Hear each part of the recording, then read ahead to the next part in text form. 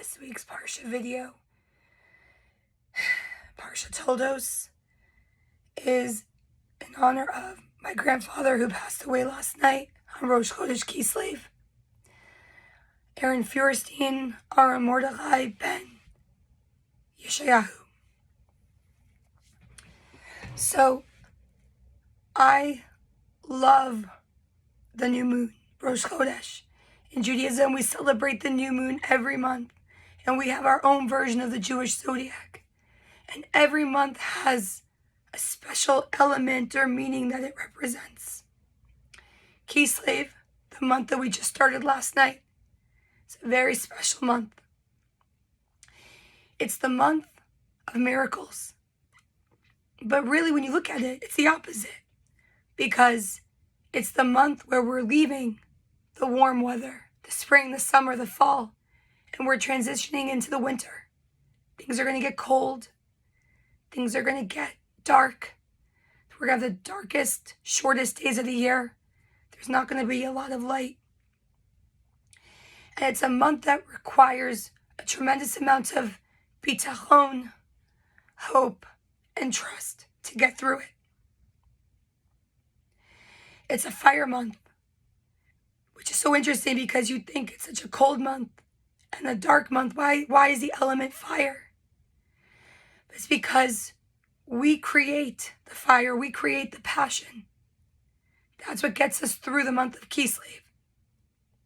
That's why the story of Hanukkah is in this month, where the oil lasted for 8 days. The light lasted longer than it was supposed to. It's a month of challenges that we can overcome.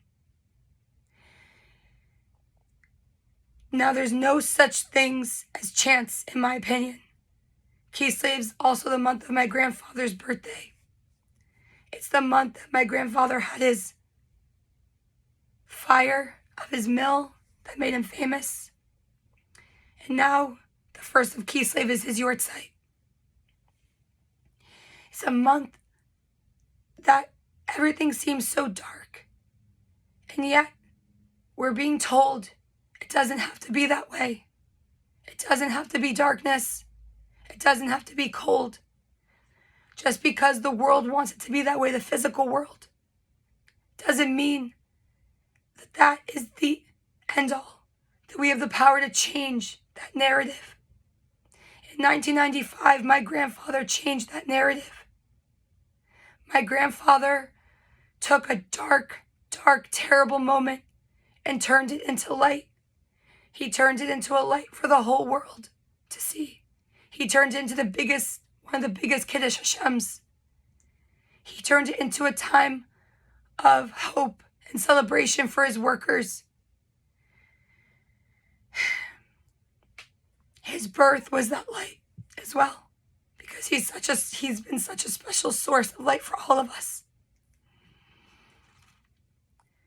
And it's so interesting to me because Rosh Chodesh, which is the celebration of the crescent moon, isn't the full moon, right? You would think we would celebrate the full moon, the brightest moon that we have. But we celebrate the crescent.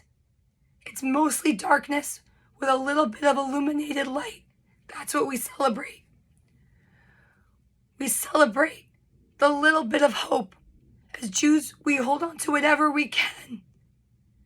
As long as there's a sliver of hope, we celebrate. And Kislev represents that more than any other month. That's where miracles come from. And one of my favorite quotes is, every miracle begins with a problem. It's the month that it should be problems, and yet we turn them into miracles, which is what my grandfather did. Now, what does that have to do with this week's Parsha and the Jewish people? Well, Parshat Toldot is where we have a split between Jacob and Esav, the two twins. And our story continues with Jacob, just like last week we continued with Isaac. And Jonathan Sachs, who was also one of my favorite people, teachers, rabbis, authors, whose yortzeit was last week, had a major question in his book, Judaism, Life-Changing Ideas. Why do we choose Isaac and Jacob? Why not Ishmael and Esau? What did they do? What did they do that was so wrong that we couldn't continue our story with them? Nothing's written that they did anything so terrible. And the answer is that it's profound. All we know about them is that they were hunters, men of the field.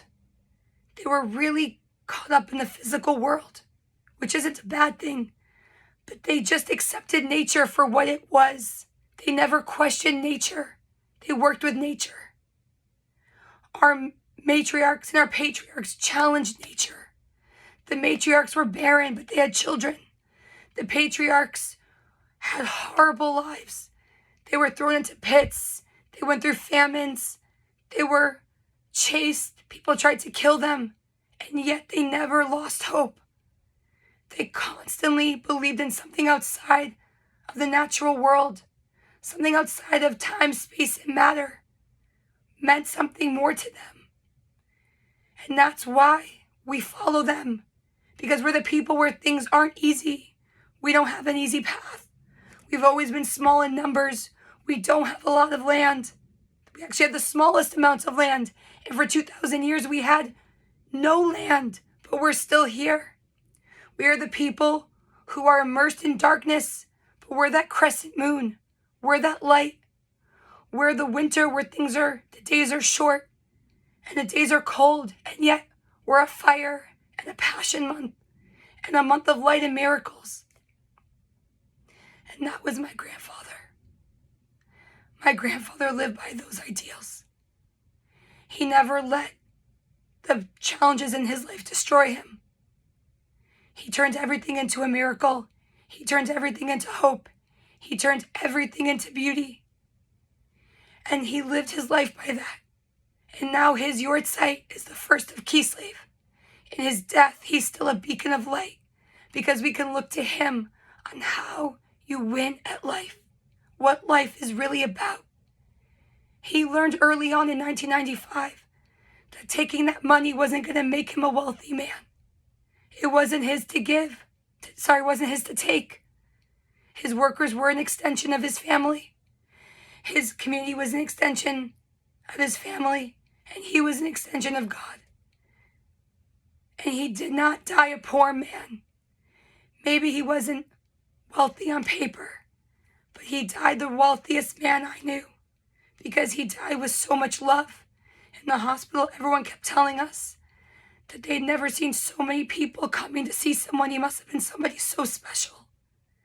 The amount of calls I'm getting, people who felt like he was their grandfather, their father, their friend. He was the wealthiest man I knew. He taught me what matters in life. He taught me you can go through hardships and come out of it because you're connected to something bigger than yourself. When the physical light isn't there, when things don't seem like they're going to work out, you go inward. Your light's inside. It's inside of you. That's the hope. And you can never, never, never, never lose hope. You can never lose sight of what matters in this world. In his birth, in his actions, and in his death, he is the biggest beacon of light. Now, he didn't just love the Torah. He also loved Shakespeare. He loved poetry. He loved Emily Dickinson. And throughout his life, he would recite this poem by Emily Dickinson called Hope. He recited it at his 90th birthday. He recited it in the hospital before he died to the nurses. And he recited it to me whenever I asked him to recall this poem. Hope is the thing with feathers that perches in the soul and sings the tune without the words and never stops at all. And sweetest in the gale is heard, and sore must be the storm that could abash the little bird that kept so many warm. I've heard it in the chillest land and on the strangest sea, yet never in extremity it asked a crumb of me. My grandfather loved this poem so much because there's an endless amount of hope. There's an infinite amount. It's whether or not we want it, whether or not we see it. And that, what I never told my grandfather, but I believe, was he was hope. He was our hope. He was our hope that things can always work out. And whether or not we see it in our lifetime, it will happen. That if you always do the right thing, and you always have hope, and you always look out and do the moral thing, in the end, we prevail. The light always prevails, not the darkness. Shabbat Shalom.